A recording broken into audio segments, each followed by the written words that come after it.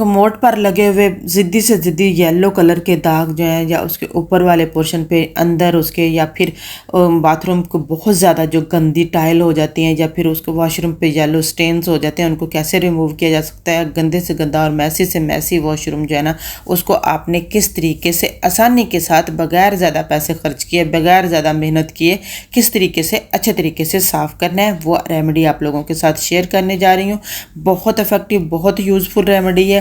तो time waste किए बगैर वीडियो को स्टार्ट करते हैं। बिस्मिल्लाहिर्रहमानिर्रहीम। अस्सलाम वालेकुम। कैसे हो आप? उम्मीद है आप सब ठीक ठाक होंगे। मेरी अल्लाह पाक से दुआ है कि अल्लाह पाक हम सबको अपनी हिफ्ज़ो अमान में रखे।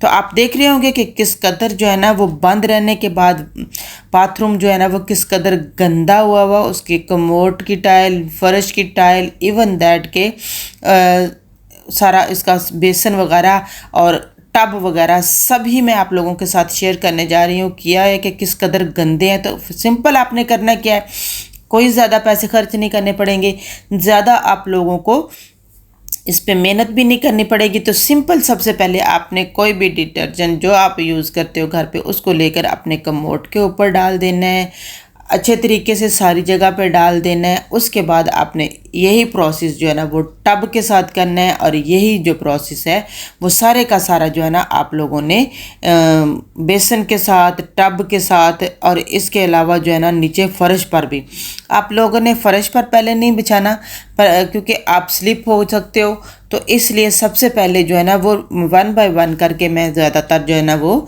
साफ़ कर रही हूँ। तो इस तरीके से अगर आप करेंगे तो आपको भी ना तो ज़्यादा नुकसान पहुँचेगा, क्योंकि आपको चोट लगने का भी अंदेशा होता है जब हम फ़र्श पे भी सबसे पहले जो है ना वो फ़र्श पे जाके अपना डिटर्जेंट वगैरह कोई चीज़ जो है ना वो स्टेन कर लेते हैं, तो उसके बाद हमारा पाँव स्लिप हो जाता है। तो मेरी ज़्यादातर आदत ये है कि मैं पहले टब और कमोड और उसके बाद बेसन जो है ना उनके अंदर जो है ना वो अच्छे तरीके से सारी चीज़ें इस तरीके से डिटर्जेंट डाल देती हूँ। तो सबसे पहले तो जो मैं ना ड्रेनर में जो है ना बाल फंसे हुए हैं वो बहुत खुश्क हो चुके हैं काफ़ी दिनों के बाद। मैं इसकी, क्योंकि इसको खोला है, हम गए हुए थे कहीं, तो यहाँ पे आके मैंने जब वॉशरूम खोला है तो उसकी ये हालत देखी है, तो मेरा दिल नहीं किया कोई भी काम करने को। मैंने कहा पहले सबसे इसको साफ़ करती हूँ। तो सबसे पहले मैंने जो है ना इसके ड्रेनर के अंदर से सारे बाल वगैरह जो है ना वो उनको अच्छे तरीके से रिमूव कर लेना है। इस तरीके से जब आप बाल वगैरह सारे रिमूव कर लेंगे तो उसके बाद आपने ये देखें इस तरीके से आपने डिटर्जेंट लेना है, और उसको मैं यहाँ पे एरियल यूज़ कर रही हूँ। आप अपनी मर्ज़ी के मुताबिक जो भी लेते हैं, जो भी यूज़ करते हैं, उसको आप इसके अंदर डालेंगे तो आप अच्छे तरीके से अपने जो है ना वो हर चीज़ को वॉश कर लेंगे। तो यहाँ पे मैंने अच्छे तरीके से सारा इस पर डाल के, थोड़ा सा पानी डाल के, इसको सिर्फ हाथों की मदद से मैं सारे के ऊपर जो है ना वो लगा के तो थोड़ी देर के लिए छोड़ दूँगी। नेक्स्ट मैंने क्या यूज़ करना है, जो कि एक मैजिकल तरीका है, और उसके साथ आपको ज़्यादा मेहनत भी नहीं करनी पड़ेगी। चटपट आप सिर्फ कपड़ा मारती जाएंगी, आपका हर चीज़ जो है ना वो नीट क्लीन होती जा रही है। तो ये मेरा वो मैजिकल क्लीनर है जिसके साथ सारी चीज़ें साफ़ हो जाएंगी। तो ये देखने के लिए कि क्या क्या चीज़ें इसमें डली हैं, तो आपको वीडियो को फुल देखना होगा। वीडियो देखते रहिए। वीडियो अच्छी लगी तो लाइक और शेयर ज़रूर कर दीजिएगा, चैनल को सब्सक्राइब कर दीजिएगा। आप देखेंगे कि किस कदर मैजिकल वे से आपकी हर चीज़ जो है ना वो नीट क्लीन हो जाएगी। यही चीज़ मैंने, यही प्रोसेस जो है ना वो टब के साथ करना है, यही प्रोसेस मैंने कमोड के साथ करना है। ये सारे सबके ऊपर मैंने पहले जो है ना वो डिटर्जेंट सारा थोड़ा थोड़ा करके डाल दिया था। उसके बाद जो है ना वो मैं ये वाला मैजिकल जो है ना वो क्लीनर जो है ना वो उसको स्प्रेड कर दूंगी, और उसके बाद 1 बाय 1 मैं इनको सबको साफ़ कर दूंगी। आप हैरान रह जाएंगे कि किस कदर मेरा वॉशरूम है विद इन फ्यू मिनट, बग़ैर किसी मेहनत के, बग़ैर मुझे ज़्यादा पैसा खर्च किए हुए, और बग़ैर किसी रगड़ाई के मैं जो है ना वो हर चीज़ को किस तरीके से साफ़ कर लेती हूँ। तो यहाँ पे अब मैंने जो है ना वो कपड़े धोने वाला ब्रश ले लिया, जो मैंने कि कमोड की इस तरीके से ही सफाई करने के लिए रखा हुआ है, तो इसीलिए ये इस जगह पे हर वक्त पड़ा रहता है। तो आपने सिंपल जो है ना वो उसको उसके ऊपर मारना स्टार्ट कर देना है। आप अगर आपके कोई एलर्जी वगैरह है तो, क्योंकि मुझे कोई भी काम करने से पहले ग्लव्स पहनने की, क्योंकि मैं इरिटेट फील करती हूँ, ग्लव्स के साथ मैं काम नहीं कर सकती हूँ, तो इस वजह से मैं कम ही यूज़ करती हूँ। आप जो है ना वो कोई ग्लव्स वगैरह यूज़ करना चाहते हैं तो आप वो करें, और उसके बाद फिर आप इस तरीके से सारे के सारे को ऊपर वाला पोर्शन जो है ना वो उसको आप इस तरीके से वॉश करें। और उसके बाद जो है ना वो अंदर वाला जो है ना वो टॉयलेट ब्रश तो हर घर में, हर बाथरूम में जो है ना वो मौजूद होता है। आपने उसको लेना है और उसके बाद उसको अच्छे तरीके से साफ़ कर लेना है। बहुत अच्छे तरीके से आपका बाथरूम का जो है ना वो आपके कमोड का, आपके टब का, आपके बेसन का, आपके सिंक का, हर चीज़ जो है ना वो इससे साफ़ करती है। मेरी नेक्स्ट इससे पहले जो वीडियो थी मैं उसमें भी मैंने यही क्लीनर जो है ना वो यूज़ किया। मैं मोस्टली जो है ना फ्रिज की सफाई करने के लिए, घर की सफाई करने के लिए, किचन के कैबिनेट्स वगैरह की हर चीज़ की सफाई करने के लिए मैं यही लिक्विड ज़्यादातर बनाती हूँ और बनाकर इसको यूज़ करती हूँ। इस पर ना तो मेरा ज़्यादा पैसा खर्च होता है और सबसे बढ़कर जो होता है वो मेरी चीज़ जो है वो नुकसान भी नहीं होता है, और सबसे बढ़कर जो है ना वो मेरे हाथों को भी ये ज़्यादा नुकसान नहीं देता है। केमिकल वाली चीज़ें जो है ना वो ज़्यादातर जो है ना वो मेरे हाथों के ऊपर जो है ना वो एलर्जी हो जाती है, फिर मैं काम भी नहीं कर पाती। तो मोस्टली मैं यही बनाती हूँ और बनाकर सारे घर को इसी के साथ साफ़ करती हूँ। तो बहुत अच्छे तरीके से सारे का सारा जो है ना वो साफ़ हो जाता है। आप देख रहे होंगे कि आपके सामने ही मैंने सारे के सारे को साफ़ किया है। बहुत अच्छे तरीके से जो है ना वो साफ़ हो गया है। सारे के ऊपर आपने अब पानी मार देना। उसके बाद मैं आपको दिखाती हूँ कि किस तरीके से जो है ना वो इसके सारे स्ट्रेनर, इससे पहले जो है ना वो मैंने दिखाया वो भी, और अब जो है ना सफाई होने के बाद जो है ना वो भी किस कदर जो है ना इसमें डिफरेंस आया है, बहुत ज़्यादा फ़र्क पड़ा है। सिर्फ चंद सेकंड के मेहनत से आपको ज़्यादा इस पे ज़्यादा रगड़ाई वगैरह भी नहीं करनी पड़ेगी, क्योंकि बहुत ज़्यादा बाथरूम जो है ना वो आपने देखा होगा कि किस कदर इसकी सीट वगैरह भी तो येलो हो चुकी हुई थी, बहुत ही ज़्यादा अजीब सा इसका हुलिया हुआ था। तो अब ये सारा का सारा बिल्कुल नीट क्लीन हो जाएगा। आपने सिंपल इसको अब पानी के साथ साफ़ कर देना। उसके बाद आप कोई भी कपड़ा लेकर उसको साफ़ कर सकती हैं।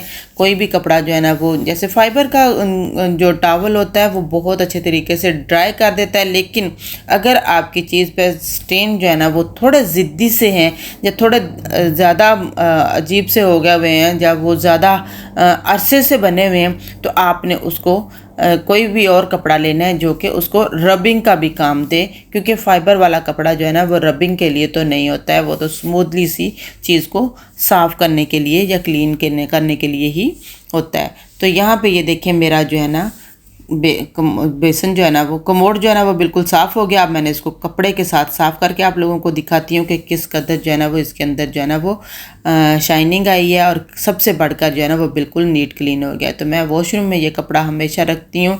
मेरे पास ये कपड़ा है जो पॉलिस्टर का कपड़ा है, तो इसको आप अच्छे तरीके से यूज़ कर सकती हैं। तो यहाँ पे ये देखें मैंने अच्छे तरीके से इसको साफ़ करके फिर मैं आप लोगों को दिखाती हूँ, और यही सारे प्रोसेस जो है ना वो 1 बाय 1 करके मैं करती हूँ। इसके बाद जो है ना वो मैं इसको अपने बेसन को साफ़ करूँगी, वो भी बहुत अच्छे तरीके से जो है ना वो शाइनिंग करने लग जाएगा। वो किस तरीके से करती हूँ वो देखें। वहाँ पे मैं ब्रश वगैरह यूज़ कम ही करती हूँ, क्योंकि वहाँ पे मैं सिर्फ सिंपल जो है ना वो सफाई करती हूँ। वो आप देखेंगे कि किस कदर जो है ना वो भी बग़ैर मेहनत के शाइनिंग करने लग जाएगा। तो होप आप लोगों को ये देख रहे होंगे कि किस कदर मुझे ज़्यादा आपके सामने ही मैंने सारा किया है। मेरा कमोड बिल्कुल जो है ना वो बिल्कुल साफ़ सुथरा हो गया है। अब बढ़ते हैं बेसन की तरफ। तो बेसन को भी मैं आप लोगों के सामने जो है ना इसके ऊपर सारा डिटर्जेंट वगैरह जो है ना उसको और स्प्रे जो मैंने किया है, जो मैंने मैजिकल सा लिक्विड बनाया हुआ है उसको मैंने क्लीनर जो बनाया हुआ उसको मैंने सारे के ऊपर स्प्रेड कर दिया। अब मैं सिंपल जो है ना वो सारे के ऊपर कपड़ा मारना है। तो अच्छे तरीके से इर्द गिर्द जब कपड़ा मारूंगी तो मेरे सारे जो स्ट्रेनर्स वगैरह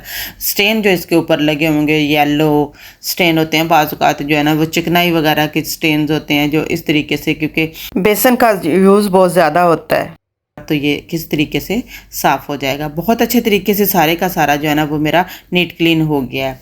अब बढ़ते हैं नेक्स्ट जो है ना वो इसके बाद मैं टब को साफ़ करूँगी। पहले इसके सारा कमोड जो बेसन है उसको ऊपर नीचे से अच्छे तरीके से साफ़ कर दूँगी। मैंने देखा तो मैंने इसको नीचे नीचे वाले पर मैंने क्लीनर जो है ना वो स्प्रेड नहीं किया था। अच्छे तरीके से ऊपर वाला पोर्शन तो साफ हो गया, लेकिन नीचे यहाँ पे मैंने देखा तो ज़िद्दी से दाग नीचे भी यहाँ पे ड्राई होके जो पानी वगैरह के दाग जो होते हैं या मिट्टी वगैरह जो उड़ के उनके ऊपर पड़ती है तो उनके स्टेन्स वगैरह जब लग जाते हैं तो वो भी बहुत मुश्किल से रिमूव होते हैं। तो यहाँ पे मैं दोबारा जो है ना वो स्टेन को वो इसको क्लीनर को लगा रही हूँ। उसके बाद आप देख रहे होंगे कि साथ ही मैं जैसे कपड़ा मारूंगी और वो सारे के सारे दाग जो है ना वो रिमूव हो जाएंगे। इसी तरीके से जो आपको नज़र आ रहे होंगे कि फ़र्श पर भी है, कॉर्नर पे होते हैं या फ़र्श की जो है ना दीवारों के साथ जो है इस तरीके से दाग बन जाते हैं, वो सारे के सारे मैं इसी के साथ ही रिमूव करती हूँ। तो बहुत ईजीली, बहुत आसानी के साथ आराम से ना सारे के सारे स्टेन जो है ना वो साफ़ हो जाते हैं। आपको ज़्यादा मेहनत नहीं करनी पड़ती। सबसे बढ़कर ये होता है कि जब हमें रगड़ाई कर कर के हम ज़्यादा थक जाते हैं तो फिर हमारे हाथों पाँव में और सारी चीज़ों जिस्म जो होता है वो दर्द कर रहा होता है, बजाय इसके कि हमें खुशी हो, हम जो है ना वो बहुत ज़्यादा जो है ना वो परेशान हो जाते हैं। तो इसलिए हमेशा वही काम सेलेक्ट करना चाहिए जो हमें ईज़िली जो है ना वो सारा काम जो हमारा आसानी से हो भी जाए और सबसे बढ़कर जो है ना वो हमें ज़्यादा मेहनत भी ना करें। तो हम औरतें जो है ना वो कुछ भी कर सकती हैं, कुछ भी कर सकती हैं। हमारे लिए कोई भी चीज़ जो मुश्किल नहीं होती है। तो ये बार बार के इस्तेमाल से जो है ना वो मुझे इस पर इस कदर एतमाद हो गया है कि मैं कोई भी लिक्विड या कोई भी क्लीनर जो है ना वो मार्केट से लेके आने की बजाय बल्कि घर पर ही बनाती हूँ। तो उसके बाद फिर मैं सारी चीज़ें जो है ना इसी के साथ साफ़ करती हूँ। तो बहुत आसानी के साथ, ना तो इस पर मेरा ज़्यादा पैसा खर्च होता है और सबसे बढ़कर ये चीज़ें होती हैं जो हमारे किचन में ऑलरेडी हमेशा से मौजूद होती हैं। वही चीज़ें होती हैं जो आपने यूज़ करनी होती हैं। तो ये चीज़ें कौन कौन सी हैं तो मैं आप लोगों को डिस्क्रिप्शन में भी सारी की सारी आपको क्लीनर की जो है ना वो रेमेडी जो है ना वो शेयर कर दूंगी। इसकी कौन सी इंग्रेडिएंट कितने कितने डालने वो भी सारा कुछ इसके डाल दूंगी। तो मैं आपको बता भी देती हूँ। तो सबसे पहले आपने जो है ना वो इसके अंदर जो है ना 2 चम्मच से 3 चम्मच जितना आपको रिक्वायर्ड होगा उतना आपने बना के रखना है। मैं ये वाली बोतल बना के रखती हूँ मोस्टली। तो इसके अंदर मैं 3 चम्मच जो है ना वो बेकिंग सोडा के डालती हूँ। 2 चम्मच इसके अंदर मैं जो है ना वो डिश वॉशर के ऐड कर देती हूँ। 1 चम्मच मैं इसके अंदर सॉल्ट जो नमक, खाने का नमक होता है वो यूज़ करती हूँ। और उसके बाद मैं इसके अंदर हाफ कप जो है ना वो विनीगर का ऐड करती हूँ। तो उसके बाद जो 1 कप पानी का ऐड करके मेरा ये लिक्विड तैयार है। तो लिक्विड को तैयार करके इसी तरीके से मैं रख लेती हूँ। तो मेरा मोस्टली जो है ना इस लिक्विड के साथ तकरीबन 15 से 20 दिन जो है ना वो मेरे इजीली आसानी के साथ जो है ना वो सारे गुजर जाते हैं। ना सिर्फ ये कि मैं इसको बाथरूम किचन की सफाई के लिए यूज़ करती हूँ, बल्कि इसको मैं अपनी फ्रिज के, अपना ओवन, अपने स्टोव, इवन दैट हर घर की चीज़ जो है ना वो मैं इसके साथ साफ़ करती हूँ। तो सारी की सारी मेरी चीज़ें जो होती हैं वो स्टेन रिमूवर हो जाती हैं। होप आप लोगों को मेरी ये वीडियो अच्छी लगी होगी। अच्छी लगी तो लाइक और शेयर ज़रूर कर दीजिएगा, चैनल को सब्सक्राइब कर दीजिएगा। अपना और अपने प्यारों का बहुत सारा ख्याल रखिएगा। मुझे और मेरी फैमिली को भी दुआ में याद रखिएगा। मिलते हैं फिर नेक्स्ट वीडियो में। अल्लाह हाफिज़।